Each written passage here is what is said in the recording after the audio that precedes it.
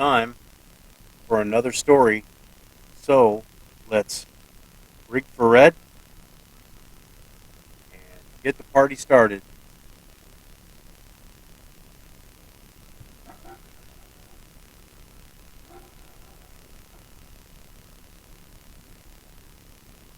Time for a submarine story.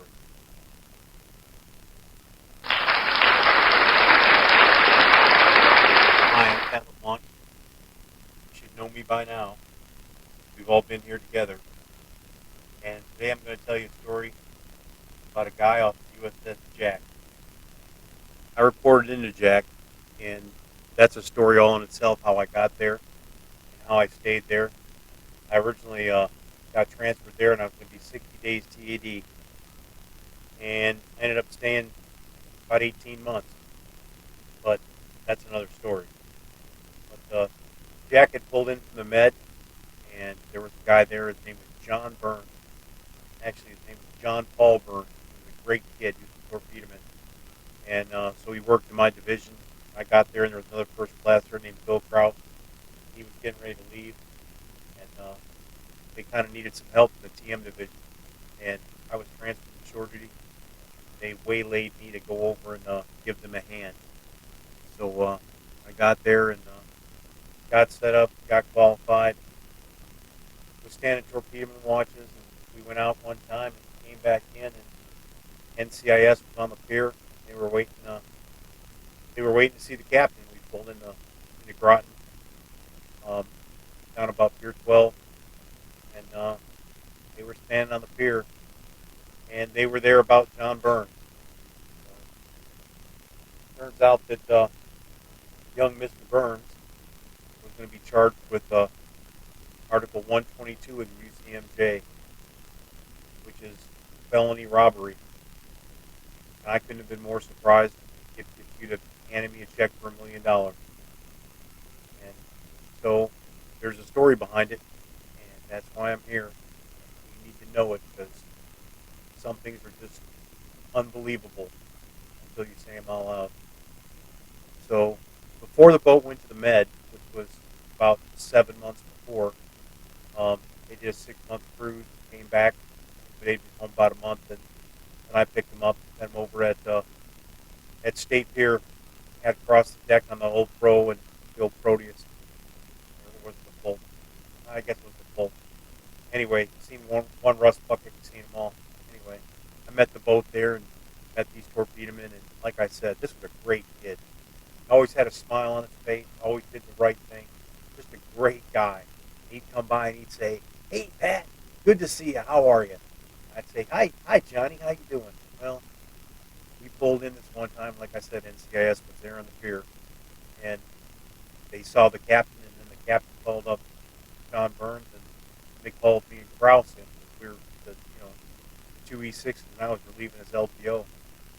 So got in there, and they said they were charging him, and they had papers for him to sign, and there were a couple articles, 134 things, just BS. But what had happened is, right before the boat went on its med run, um, John wanted to get engaged to this girl. Her name was Linda, and being an E2, he had like almost no money, so a ring was out of the question. But he was getting ready to pop the question, and so he was going to drive on down. He had a car. It was a Grand Am, one of those black ones with the hood that went on for about a mile. Look out, that whole car was nothing but the hood and engine. So anyway, he was going to go up to Yale, where she was going to school, to see her, and he stopped at the credit union out there on Route 12, and he was going to take out some money. So he went in with his little card, and he was going to get out $20, and he noticed sitting there on the counter was an envelope, and he didn't think much of it. He put his card in and got out $20, but the envelope was sitting there, and he kind of picked it up and looked in it, and damn it, there wasn't some money in it. To the tune of about $1,500 money in it. So he looked around, there was nobody there, walked outside, nobody in the parking lot, and he did what I thought any 19-year-old kid would do. Maybe at that time he was probably still 18. So he did what any kid that age would do. He took the money, took it out of the envelope, folded it up, put it in his pocket, thought he had just won the lottery because the bank was closed at the credit union. He walked into the lobby where the ATM machine was, and wah, like a gift from God, there was $1,500 sitting on the ledge. He picked it up. So he went down to the jewelry store there on Route 12 next to the barber shop where Joey Scissors cut hair, and he went and bought her a ring. Drove on down to Yale, drove up to Yale, depends on how your geography works. But he drove to Yale, it's about an hour and a half, 2 hour drive. And he got there and asked her, if he'd marry him. She said yes. He gave her the ring, and, like they say, the rest is history. So they were now engaged. He came back to the boat about a week later. This is, 6, 7 months before I even met him. But he got to the boat. Away they went. Well, they didn't have cameras for squat in that place, to be really honest. And the camera took still pictures. So when he used the ATM machine, it took his picture. It wasn't video. It was a click picture. And it was saved on this hard drive. And there it was. And you couldn't tell who it was to save your life. So they had no idea who had taken this money. But I guess about 3 weeks into this, before they even made it over to the Mediterranean, over to the Med, John had gone to the XO and said, hey, I did something. I'm not really feeling good about this because, this might be really important money to somebody. It's probably somebody who couldn't afford to lose it. And maybe I should do something about, give it back. So only one problem. He spent it, for a good part of it. I think he needed to round up about $700 or $800 he spent and get the rest of them with him.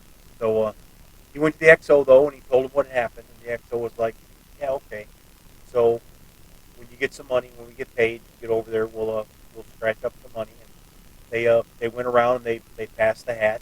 And submariners being submariners, they rounded up the money, and they got a money order.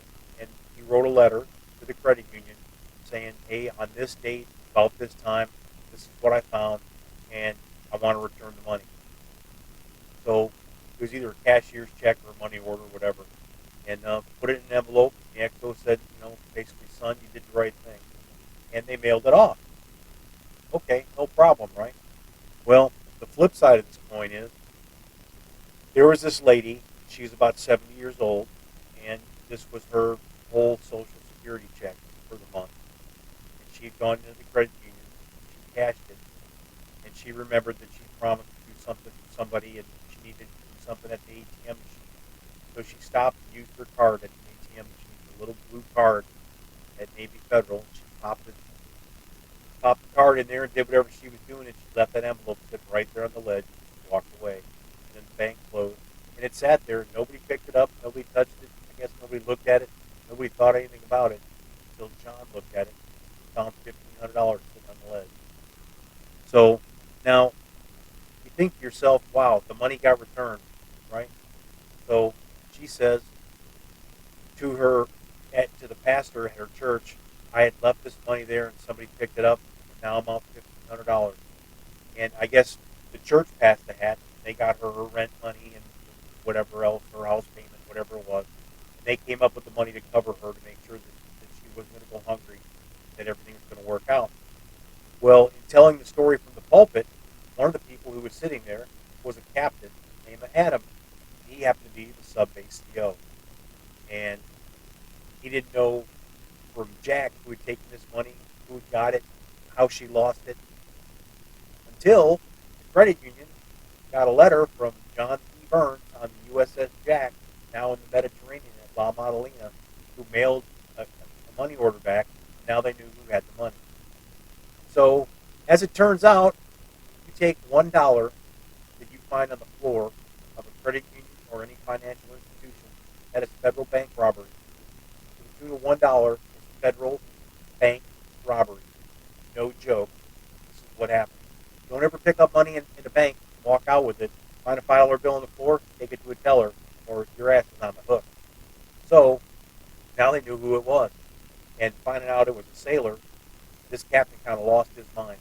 So he said, we can find this guy, John P. Burns, on the USS Jack, and I'll show you how to do it. So he felt really bad for this lady, and I think her name was Mary. And she was the organist, as it turned out, at the church. So they had their Sunday services and things went on, and she got the $1,500 back from the credit union because it got turned in. She returned money to the church. She had money, and she wrote John a letter and said, "Thank you very much. I appreciate you, young man. You did the right thing." Well, when the captain got hold of NCIS and told them about it, they didn't think it was the right thing. The credit union didn't think it was the right thing. And like I said, he got charged with Article 122 and a couple 134 things just for good measure. So he was charged with felony bank robbery. So being the new LPO coming up, it was time to walk him around to take him to legal and do all the things that needed to get done. That kind of fell on me. So I put him in my car and took him around to legal, and they got him a defense attorney. They're going to court martial him because it's a felony. So he ended up coming over to my house, and my wife took a shine to him, and she took him to dinner a couple of times. And I never got to meet Linda, but it's one of the kind of things. She had the ring; they were getting married, and his family was real excited. His dad had been a cop, I think, in Kansas City, but they now lived in Nebraska. That's the Navy from. And his dad was retired. I think he was the chief of police at one time, either in Kansas City or a town right outside Kansas City. And his dad couldn't believe that his son was getting charged. And I ended up talking to him on the phone. He seemed like a pretty sane and normal guy. And he's like, "Can you return the money?" And I said, "Yes, sir. I absolutely agree with you. And the organist from the church agrees with you. And the pastor from the church agrees with you. But Captain Adams had already turned it over to NCIS. And it didn't matter if he agreed with them or not. I don't think he did. But it didn't matter if he agreed with them or not because now NCIS had it. He was charged, and he had to be court-martialed. So they convened a court-martial and went before one flag officer. And of course, he was found guilty of federal bank robbery on the money he'd already returned. And one of the witnesses that came to testify on his behalf was the woman whose money it was. She came and said, "He did the right thing. I was only out of my money for about 3 weeks." And and went on down the line. And the CO, I think, went and testified on his behalf as a character witness. Said he did the right thing. The XO said, he came to me and said, and the credit union would have had no idea who it was. The photo was horrible. That could have been one of 3,000 people. It was a white dude with a short haircut and wearing a leather jacket. That could have been anybody. But he basically turned himself in. The result of the court martial, he was guilty of federal felony bank robbery. Try to see what that does to your security clearance, but I digress. It turns out it really didn't matter much. But he got 3 days bread and water. He got reduced in rank. He won. They suspended the bust that he won. So if you never did anything else, that would never happen. But he got 3 days bread and water at the brig. So I had to put on a web belt. I had to put on a nightstick. I had to walk him over to the brig. I had to turn him in. When I got over to the brig, the guy running the brig was a TM1 named Tom Johnson. And he was a good friend of mine. And we got over there, and I explained to Tom that, this wasn't what it seemed. This kid was getting 3 days bread and water. This was the biggest crock of bullshit you've ever seen in your life. So while I was there explaining that to him, the phone rang, and it was our CO. And he explained to the guy there that this was the biggest bunch of bullshit he'd ever seen. He really didn't want his guy to suffer at all. And, 3 days bread and water is what it is. But it didn't need to be as harsh as it could be. So Tom told me kind of on the sly, he said, "Pat, it's 3 days bread and water. He's in a cell. He's going to be isolated. He's there by himself." He said, "But if we leave the door open, he's sitting on a folding chair. He's able to watch whatever you guys watching on TV." He said he can't leave the cell area. He said, "But that doesn't mean he can't sit in the doorway and watch." And he said, "People will interact with him." And he said, "If you show up to check on him, that's on you." And he said, "If you show up during the day when I'm here and you show up and you should have a plate of spaghetti or a sandwich from the Subway or what else? Who am I to say no? He said, but we're going to feed him bread and water. Wink, wink. You show up with whatever you need to have. So for 3 days, my wife cooked. One of the other guys' wife cooked. Krause's wife cooked. And every day, that kid had 3 meals. And there was somebody there almost all day long with him for 3 days while he was there. Because this kid wasn't some shit bum. This was a good kid. And he made an honest mistake. He made a mistake that I might have made myself. And then got charged with felony bank robbery, Article 122, and had stuffed up my ass. That's what happened to him. So we didn't really have any idea of what was going to happen after the aftermath, because that's a felony. It can really affect your security clearance, and it might mean that he's not going to be on submarines anymore. He already had his dolphin. He was a good kid, or he was just about to get his dolphin. Maybe that was it. 'Cause I remember we got a chief very shortly thereafter, and it was a guy named Jim McKinnon, or maybe he reported just before he went to court martial. I can't remember. But anyway, Jim McKenna was there. I think Jim had his dolphins on. Um, CO had him up there, and the chief probably was the first guy to tack him on. And then I was there, and Krause was there, and But so shortly after he got out of the brig, he got his dolphin. And one day we'd had a weapons load, and we worked late. It was about 7 o'clock, and he didn't have duty. That happened on a Friday, and he didn't have duty until Sunday. He said, so I'm going to go to see Linda. We were in 3-section duty, so he had duty Thursday night, and we loaded weapons on Friday. He was going to have Saturday off and ready to be back on Sunday. And I remember Krause said to him, "Hey, make sure you drive safe. You've been up all night. Standing duty. Now you're going to drive. It's going to be late. Take care of yourself." John was like, "Of course, I'm a good driver. It's not a problem. Don't worry about it, Billy." Well, turns out that's not what fate had in store for Johnny. He was on his way up to Yale to see Linda, and he had a bridge abutment, fallen asleep, and there was construction on the highway on I-95. He had a bridge abutment, and he was ejected from the car, and the car was just absolutely shredded. The engine was in the back seat, and part of it had gone, I guess, through him. But I had to duty that night, and they'd found his wallet down the road from the car. It had been separated from the car. It wasn't actually on his person. So he left the boat probably 7:30, 8 o'clock, and had the accident probably about 10:30, and they didn't actually find his wallet. I tried to figure out who it was, go through the Navy. They figured he had come from the base, right? So they contacted the Navy, the base tracked him down, and they found out that he was on the Jack duty officer gave him a call, and they dragged me out of the rack about 1 o'clock in the morning. So I piled in the car, and they said that they needed his medical record to go with. The officer was like, "Man, I don't think that's a good thing." Yeah, probably not.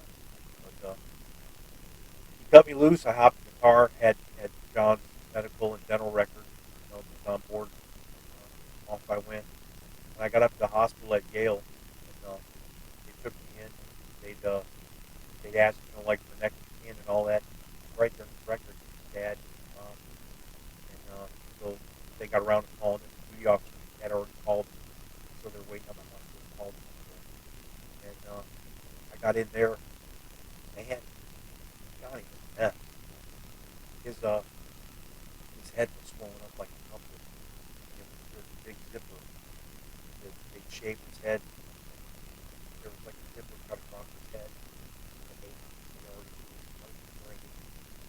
And they couldn't identify him from the pictures he had in his wallet. They couldn't tell if that was the guy that was on the driver's license, the guy that was on the military ID. Um, and I looked at him, and honestly, this is a kid that I'd spent, the better part of a week with him the week before, and I couldn't identify him either. But he had this tattoo of an owl on his arm. It was this shitty little owl tattoo. And I took one look at that. I passed the medical records over to him. I said, "His tattoo's in there. That's him. That's John Burns." And his parents were on the way, and there was no brain activity. They had him on a machine, and for all intents and purposes, John had already left. They were going to keep going till family got there and they were flying from Nebraska right away. Well, they got there middle of the day the next day, and by that time, um, I was there, and Jim and Kenny was there, and Seal was there, and his family got there. His fiance showed up. His family called her, so everybody was around him, and it was it was the saddest thing and the most uplifting thing. And we all stood around him, you know, and we prayed.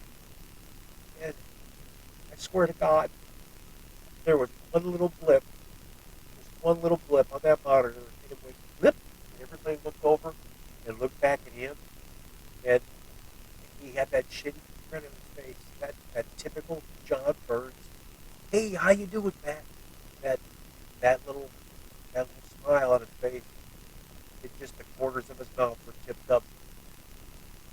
They take the machine, they turned it off, and John was gone. And it was so sad that the week before he died, and his family, had to go through all that. He'd gone through all that, and everybody, he just had a good cry. But man, he was a great kid. And to this day, this is kind of screwed up. And I tell you this, and it's been a secret that I've shared with my psychiatrist, and I've shared with my wife. But there are times I'll be walking in Walmart, and I look over, and there's John. He waves, and he doesn't say it. He just kind of waves, and he's got that screwy little smile that he always had. And he turns the corner, and I head that way, and never catch him. I've probably seen him, I don't know, over the years, probably 50, 20 times. And I'll be at the mall or something, and he'll turn around, and I'll see him wave. And I know it's not real. I know he's not there. But I think about it. He was a good kid. He was funny. He took care of his shipmates, and none of this should have ever happened to him. And but it did. And I guess God didn't call his home. And that's it for this story. And John Burns, wherever you are, I know you're up there somewhere in heaven, down, buddy. We missed you, and we still do. And we know we'll see you somewhere on the flip side when it's our turn to cross the bridge. You still didn't ship me? You may not. Know that we all love you, buddy. Till then, bye for now. Where the heck did I put that remote? This is gonna.